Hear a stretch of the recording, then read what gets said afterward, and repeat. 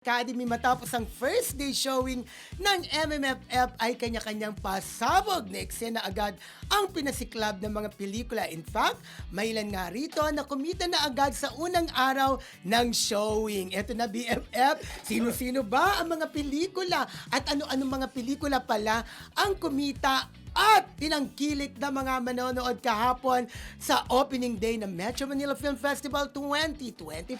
Yes, BFF, nakita naman natin ang daloy ng mga tao, di ba? Trapiko, hindi traffic ha. Ang daloy ng mga tao sa mga sinya. Talagang ang haba ng pila friendship sa Call Me Mother ni Vice Ganda. Nakita ko nga, may mga Ang nakita dami. akong videos at saka mga pictures na ang haba ng pila sa Call Me Mother. Kasi comedy, di ba? Natutuwa din tayo na Pambata. pinipilahan. Oo. Yung pelikula ni, ng Dasbia, tsaka ni Wilka. Ay, isa pa yan sa Yes. mga dinudumog ngayon sa mga sinihan ang pelikula ng Dasbia at Will Ashley kasama din Ayun doon, nga, ha? kaya Dasbia, Love You So Bad. Wilka at saka syempre dahil drama-draman, gusto rin ng mga tao, kaya marami rin tao, yung pelikulang I'm Perfect. Diba? At si Cratylin Roll, ang dami rin tao.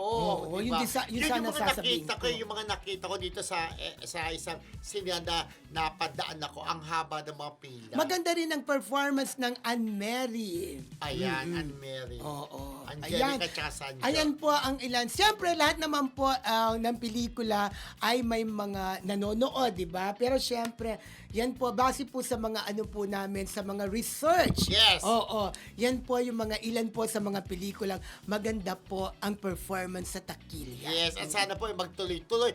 At sa mga hindi pa po nakakapanood, manood po kayo, tangkilikin ang pelikulang Pilipino.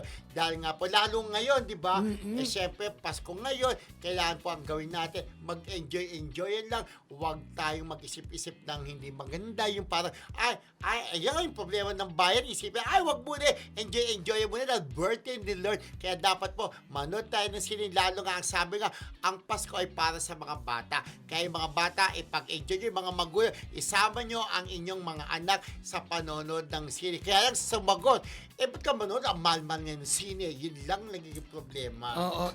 Gumawa na lang po kayo ng paraan. Anyway, lahat po ng mga 8 entries sa MMFF 2025 ay tangkilikin po natin lahat kasi sa atin po ito, tangkilikin po ang sariling atin.